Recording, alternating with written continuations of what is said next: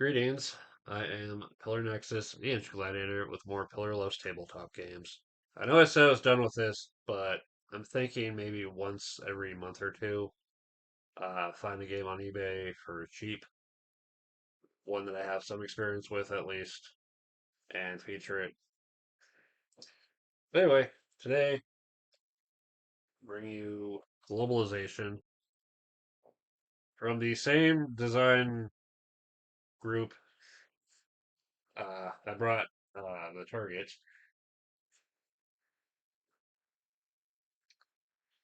In this game, you are trying to reach 1 billion in net worth. To do that, you will have to buy companies to make money to buy more companies. As part of the setup for the game, you will have your player character or player color of choice. You will start out with a random company. This will determine your home market, which I'm keeping track of with tokens on the appropriate market label. Western, Central, Eastern, and you'll have an office in that region. Market, region, and then 4 companies per region. Um, you always start with a company that is at least 2 or greater. If you pull one of the one values, gets shuffled back in. But everyone will have their starting company. Everyone will have 10 asset cards. Your assets that you can potentially end up with include capital ranging from 1, 5 to 10 to the one copy only in this entire deck, 50. There are also perceived value cards, which are worth 25 towards a purchase or absolving debt, or 100 if combined with a power combination of that matching type. And then action cards, including lawyers, disasters, and brokers. You'll have those 10 cards in your company, and then starting with the first player, they will take their entire turn. You'll draw cards based on the combined value of your companies to a maximum of 15. See how this is a 2? So you'll draw 2 cards for that company off the top of the asset deck. And then, after getting the cards for your companies, for every factory you have on the companies you're collecting from, you'll draw 1 extra card that does not count towards that limit. And then you'll have to pay expenses.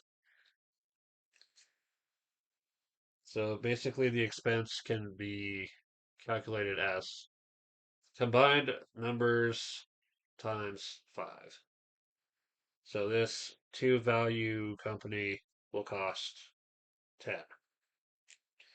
You'll have to pay expenses in their entirety. If you cannot, you'll have to take on debt, which we'll go into later. But once you've covered your expenses, you have transactions. You want to buy an office in a region, it will cost you 10 mil in your initial region, your home, or your initial market, and 20 uh, anywhere else. You have a maximum of 1 office per region, and you're going to need that office to buy those companies. It's good to put an office somewhere in a market where no one else is.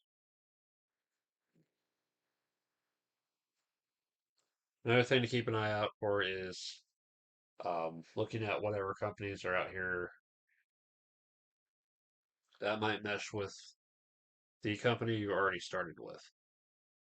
So we have we started out with a resource company, put in an office over here, and hoping this resource company comes up. Might be worth considering.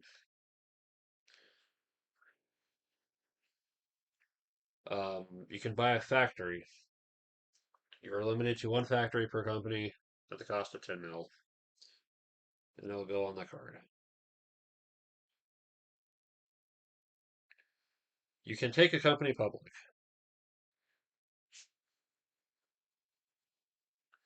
You can only take one company public per turn. You probably don't want to take your only company public.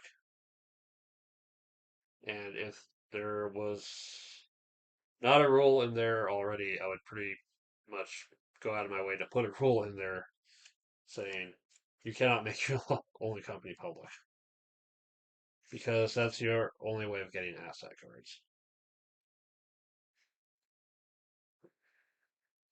But once it goes public, the company itself, um, you no longer get cards for it. You no longer have to pay expenses.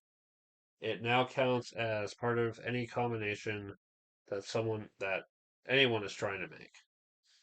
The only way to get it back is through a broker card, which we'll cover later. Playing action cards, as featured earlier. The lawyer card, if you play it, you target another player. If they do not play a lawyer card in response to cancel it, what will happen is they will mix up their hand of assets, and you will take one of them at random.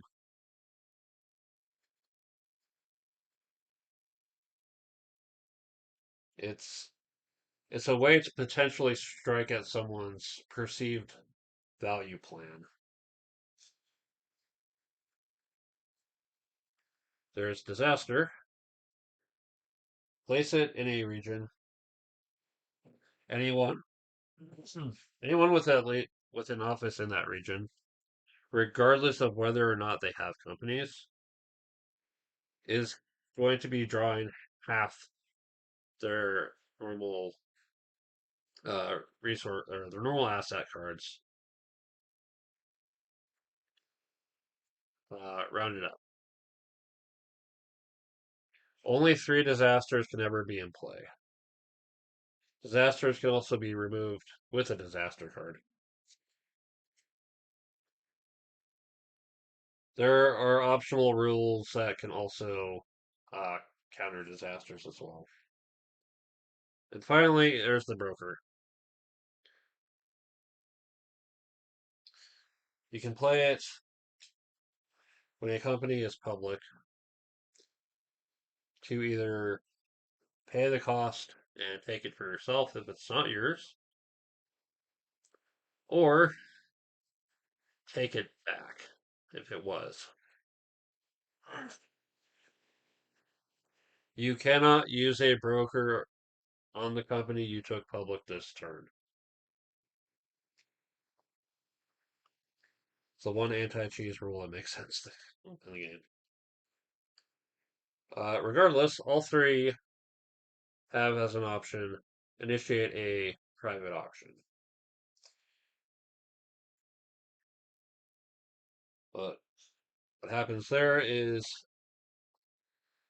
you will flip up the top card of the company's deck. If you have an office in the region, you have the option to buy it. If you don't, or if you choose not to buy it, it goes to the bottom of the deck.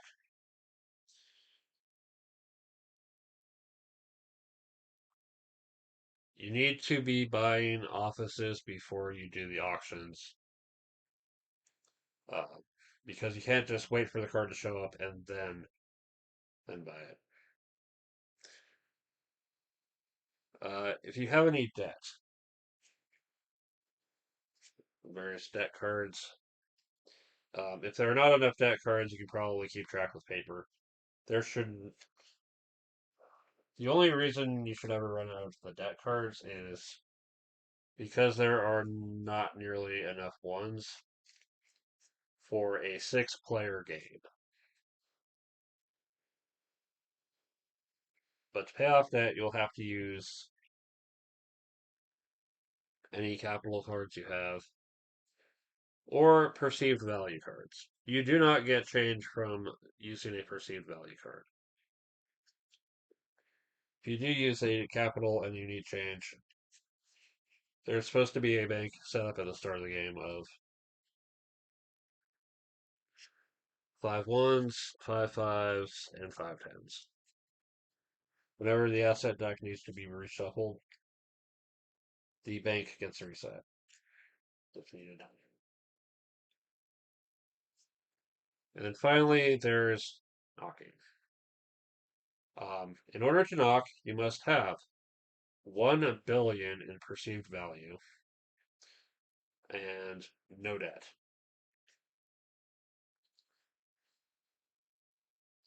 When you do so, you'll be considered to have an extra 100 million, and every player gets one last turn. Hopefully, you aren't relying on public uh, companies, or you might get screwed over with combinations. Um, but yeah, your worth will be determined by the values of the companies you own, plus any factories, and plus every office that you have. An office is worth 10, a factory is worth 10, companies are what they're valued. But the meat of the game is building your combinations. So we have industry combinations. Each company can only count towards um, one of the combinations. If you want to have two combinations requiring the same industry, you need to have two separate companies. There's uh, resource, energy, and media, technology, finance, and media, manufacturing, resource, and finance, technology, energy, and manufacturing. If you're, paying attention to your initial home, your initial region, or initial market, it should be pretty easy to get at least one of them, uh, potentially two of them, depending on how much you're butting heads with other players in the same market, and if the cards are actually coming out. But each one of them is worth 100 mil. Geography combinations include a market share, one company in each region of a market. Again, if you focus on one market, it's possible to get one of your industry combinations and have through one company from each region. So there's 100 plus another 100. So there's 200 right there. Regional dominance is 200 mil, and you have to have uh, all the companies in that region. There's a possibility that all the stuff you need to make one of the industry combinations is also in that region. So it's potentially a 300 mil setup. And finally, there's global presence. You just have to have an office in each of the 9 regions. Again, the cost 10 for an office in your initial market, 20 for um, outside that initial market. So it's going to cost 140 mil in the long run, but it's worth 200 mil plus 10 for each of the offices as part of the net worth, that's 290 mil right there. Now, portfolio combinations. One company from every industry, which guarantees um, any one of the industry combinations as well. So there's at least 300 mil. It's 200 on its own. You're getting another 100 for having an industry combination. If you double up on an industry, then it basically fulfills another industry combination as well. So there's like 400 right there if you can get to 7. One of each industry plus one extra of an industry right there. Consistent portfolio. 3 companies of the same value. 100 for the first set of 3. And then if you increase that set to 4, it's another 100. And 5, and 6. So 6 cards of the same number is 600 mil.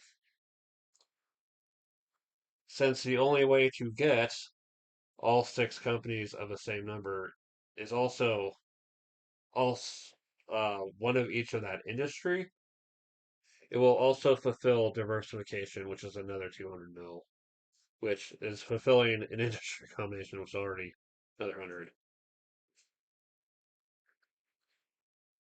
Yeah. Scalar portfolio. Um, any 3 companies with consecutive values. So like 2, 3, 4 is 100 mil. If you then extend it out with either the 1 or the 5, there's another 100. You extend that out, well, that's another. If you've got 1 through 6, then that's 400 mil.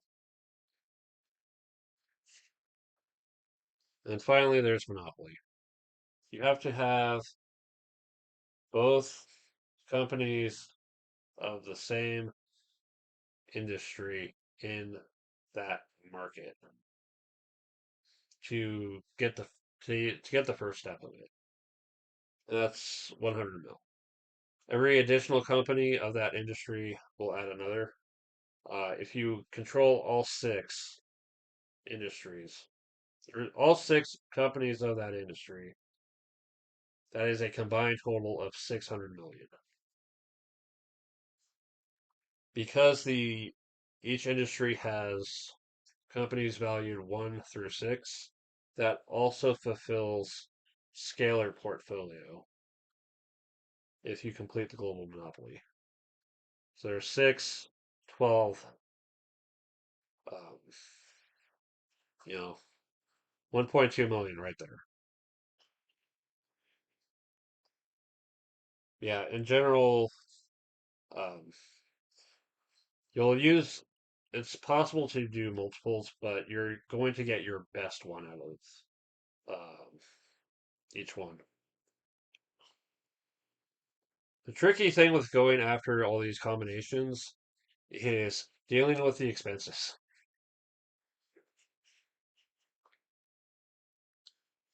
You may have to, because of the chaos of the asset deck, you may have to deal with more um, expenses than the assets you're pulling in. Especially when those action cards come up and they're like, worth nothing at the moment.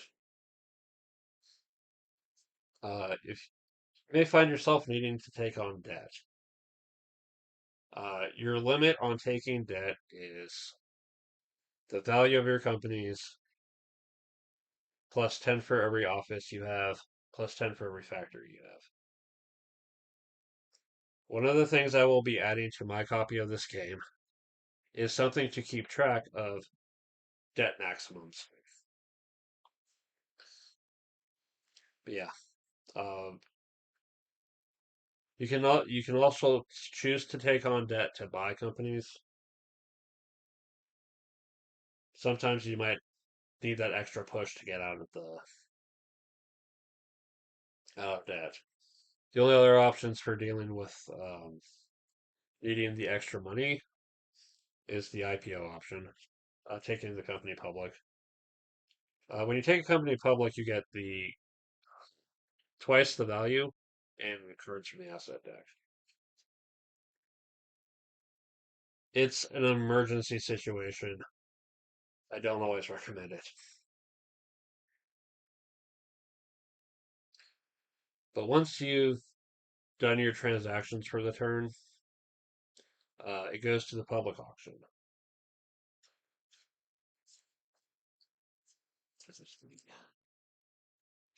Say this is three. You will take the top three cards of the company's deck, and regardless of whether or not you can actually even buy one of them, you're going to put one up for auction. Uh, Anyone who actually has an office in that region can then bid on it, starting with you and going clockwise, and whoever bids the most uh, takes it. If you had debt before the auction, you'll have to roll this die for interest and take that card from the deck and add it to your current debt already. I saw a suggestion online of like for every certain amount of debt you have, you should roll the die an additional time. That might be something I might try to figure out later. But then at the end of the turn, the die will get passed to the player to the left. They'll take their turn and so on until somebody uh, knocks to declare the end of the game. The player who has the most at the end with no debt is the winner. One of the rules things I did not find is discarding at the end of your turn for like a hand limit. In theory, players could just keep their cards and amass debt or something and basically lock down the deck. I'm tempted to say because the game starts you with 10 assets that at the end of the turn, if you have more than 10 cards, you should discard down to 10. That is my theory. We'll see if it's actually the a good idea or not. But that would be my house rule. Yeah, end of the game. Figure out what combinations you have. Count up the value of your companies, your offices, your factories, any assets you still have in hand, any perceived value cards that you can apply. So if you're fulfilling this combination and you have this card, that's worth an extra 100.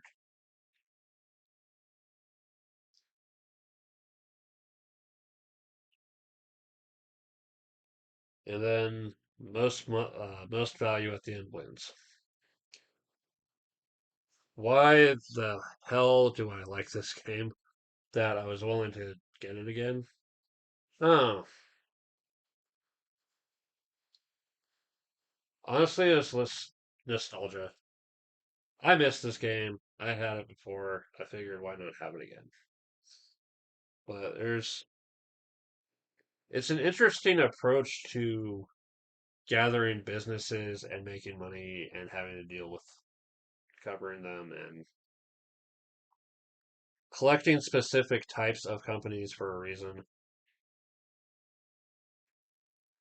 It's a set building game, but it's also got a lot of chaos to it. You never know what's going to happen with the asset deck. You never know who's going to end up with that 50.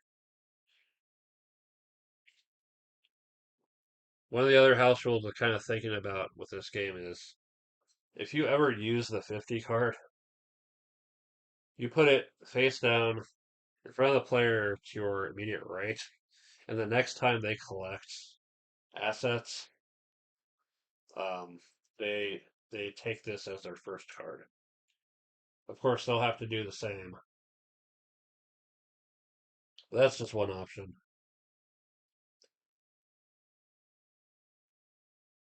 Yeah, the only other thing the game's got going, the only other things the game's got going for it is some uh, sense of humor with the punny company names and the history of these fictional companies. The humor might land or it might crash and burn, depending on depending on your tastes. Yeah. Really though, it's an interesting approach, and I'm always curious about different approaches to, you know, business type games. It's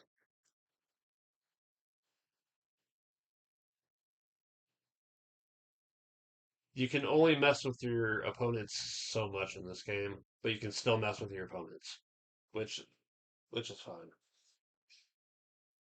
It's this versus Mega Course is um the one time I might actually um not be able to defend this one. But I really do want to